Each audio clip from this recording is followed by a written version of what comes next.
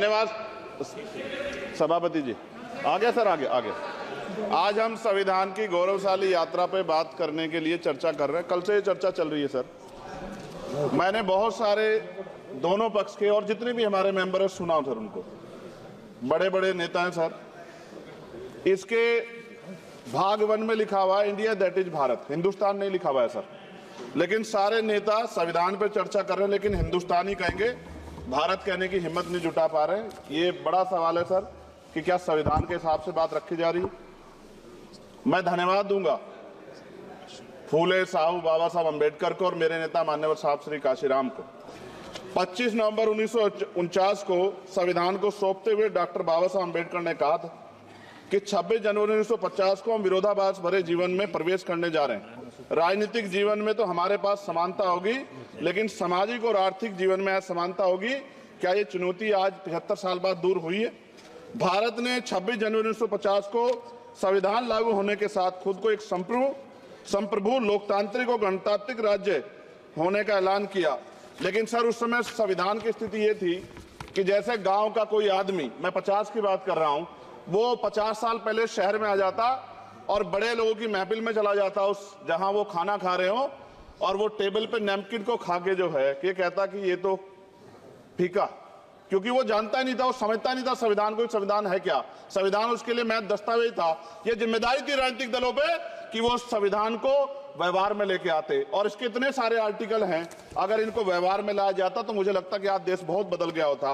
बाबा साहब ने कहा था कि लोकतंत्र भारतीय भूमि का केवल ऊपरी पोशाक है, उनके अनुसार यहाँ की संस्कृति अनिवार्य तौर पर लोकतांत्रिक है।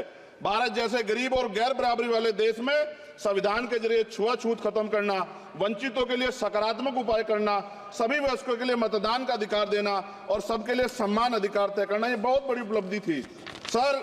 ये संविधान है कि आप वहां बैठे हैं और मैं यहाँ खड़ा होकर अपनी बात रख रहा हूं, और इस देश में आदिवासी महिला के तौर पे जो है राष्ट्रपति बनी है, और प्राइम मिनिस्टर तो नहीं बना, लेकिन शेड्यूल कास्ट के बड़े नेताओं को भी जो है राष्ट्रपति बनने का मौका मिला। इस संविधान की देन, अगर वोट हम पे नहीं होता तो शायद अमीर और जो राजा महाराजा खुद को मानते हैं हमारी गलियों तक नहीं आ पाते, हमारे हाल नहीं जान पाते। आजादी का मतलब सर सिर्फ अधिकार पाना भर नहीं है, इसके लिए हमारे संविधान में सरकार और नागरिकों के अधिकारों के शासन के कर्तव्यों का विस्तार से उल्लेख किया गया है। बाबा साहब ने संविधान सभा में दिए गए भाषण में कहा था कि स्वतंत्रता आनंद का विषय है, पर अब हमें अपनी जिम्मेदारियों पर भी ध्यान देना होगा। संविधान ने सुनिश्चित किया कि रानी के पेट से राजा जन्म नहीं लेगा, वोट से नेता तैयार होगा। आर्थिक बराबरी के लिए सरकार क्या कर रही है? गरीब और गरीब हो रहा है और अमीर हो रहा है। सुबह उठते कहीं बम की धमकी मिलती, कहीं दंगे की। ये अमृत काल है सर या धमकी काल है? कितना बढ़ रहा है आर्टिकल 15 सर। भारत में आज भी घोड़ी चढ़ने बैठते होती है। प्लीज सर, क्या दलितों को यहाँ भी बोलने का नहीं?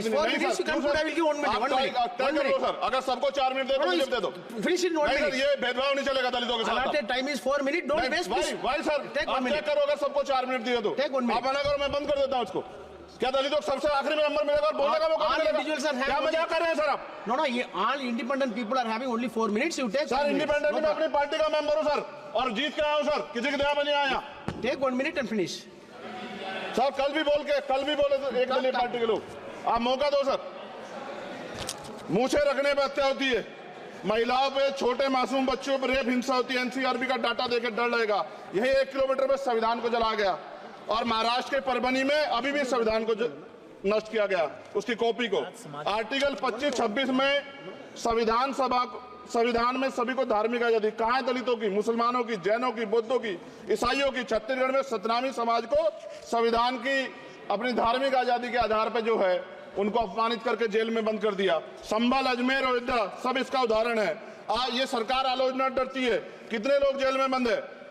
मिरान हैदर, खालिद सैफी, उमर खालिद खान, सिफा खान, गुलफ्शा फातिमा और आजम खान साहब राजनीतिक विरोध में बंद है।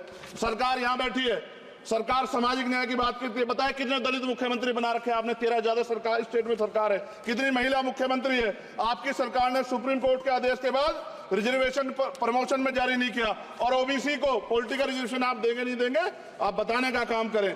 मैं 75 साल की गौरव यात्रा में हम एक सभ्य समाज नहीं बना पाए, इसलिए जाति आधार पर SC ST OBC के बच्चों को प्राइमरी स्कूल से लेकर उच्च संस्थानों में भेदभाव किया जाता है। सरकार निरंकुश हो गई, कोई बुलडोजर से कार्रवाई करता है। कल मंत्री जी ने कहा हमने राष्ट्रीय पिछड़ा वर्ग आयोग बनाया, 69 शिक्षक भर्ती में उसकी सिफारिशों को नहीं माना। EWS के जरिए आपने संविधान पे आरक्षण के प्रावधान पे हमला किया। 1 मिनट में खत्म कर रहा हूं sir.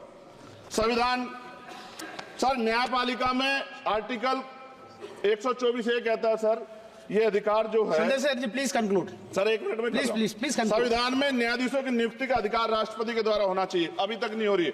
All India judicial service commission कब बनेगा? क्या चंद परिवार ही सर जज बन सकते हैं? और आज हम सर, मैं सरकार से सवाल पूछना चाहता हूं सर, सेवाओं में SC ST OBC वर्ग का कितना प्रतिनिधित्व है?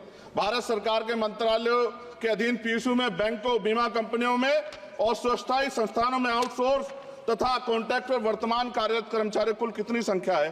आउटसोर्स और कॉन्ट्रैक्ट में कार्यबल SC ST OBC कितना प्रतिशत है?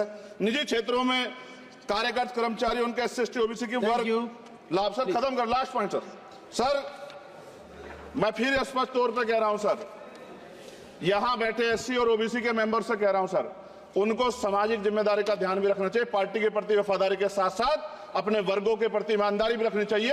ईमानदारी नहीं होगी तो उन वर्गों का भला नहीं हो सकता, और हमें बहुत सरकारों से उम्मीद नहीं है। बहुत बहुत धन्यवाद सर।